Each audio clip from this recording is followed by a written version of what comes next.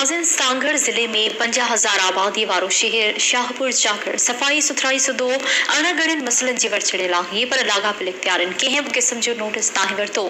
आशिक़ हुसैन झल्लण जी report.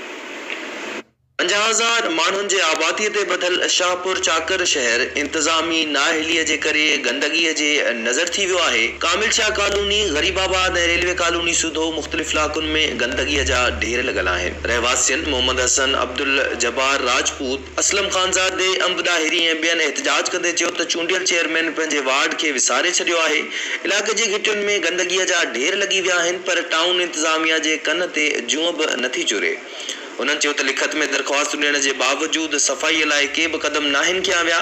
तरक़ियाती कमुनि जे हवाले सां ठीका बि करप्शन जे नज़र थी विया आहिनि। उन्हनि सिंध सरकार खां मुतालबो कयो आहे त शहरियुनि खे बुनियादी सहूलियतुनि खां महरूम कंदड़नि ख़िलाफ़ क़दम खणी फौरी सहूलियतूं फ़राहम कयूं वञनि। दादा ही असांखे न को सफ़ाई आहे न को छा। ही नाली जी हालत ॾिसो, ही रोड जिते बीठा आहियूं पाणी जो रोड 2 महीना बि कोन थिया न ठहियो आहे। हिन रोड जी हालत ॾिसो। ऐं लखों रुपए जो हर महीने बजट अचे थो, उहो बजट केॾां थो वञे, केरु हिते भंगी कोन्हे, का शइ कान्हे।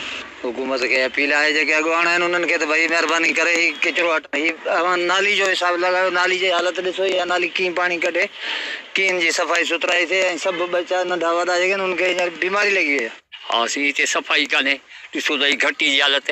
जंहिं वक़्तु माना इहो हो त ही 3 साल खनि थी विया त हिन रोड जी भला बजल अख़बार मां ही बाक़ाइदी 3-4 साल खां जेको न हिते किचिरो घणो जमा थिए थो। ऐं माण्हू बाहि था ॾेई छॾनि, ऐं बाहि में हिते ॿार तमामु घणा सड़ी विया आहिनि। हिते असांजा पंहिंजा ॿार 2-3 जॻह पहिरियों जा सड़ी विया।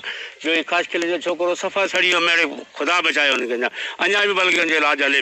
2-3 चकर असीं चेयरमैन खे बि चई चुका आहियूं, पर हू बि को तवजह नथो ॾे हिन ॻाल्हि ते। सफ़ाई कोन्हे, को इंतज़ाम कोन्हे हिते जो। असांजो माना चेयरमैन जेको आहे हिन हल्के खां खटियो आहे, वार्ड नंबर 6 का। हमारे ॾिसो पान ॾिसी सको था, को सफ़ाई कोन्हे।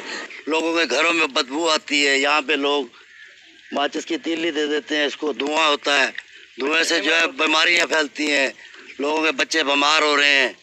कोई यहाँ पे कुछ नहीं पूछने वाला, कोई कहने वाला। इधर पे कोई भंगी आता नहीं। सफाई 15-15 दिन कचरा निकाले जाते हैं नाली का, उसके बाद भंगी उठाने वाले नहीं है। शिकायत देते हैं फिर भी कोई नहीं आता है। गंदगी कचरा इधर यहाँ तक आते हैं, मस्जिद तक भंगी, यहाँ आगे नहीं आते। 100 रुपया हालत घटियुनि जी, नालियुनि जो किचिरो ठहिरानी पियो आहे। झाड़ू वारो असांजे महीना 2 गुज़रींदा आहिनि, कचरा उते जो उते ढिग लॻाए पिया आहिनि, केरु खणे कोन थो। इहा सॼी यूनियन जी ख़बरुनि जे सिलसिले खे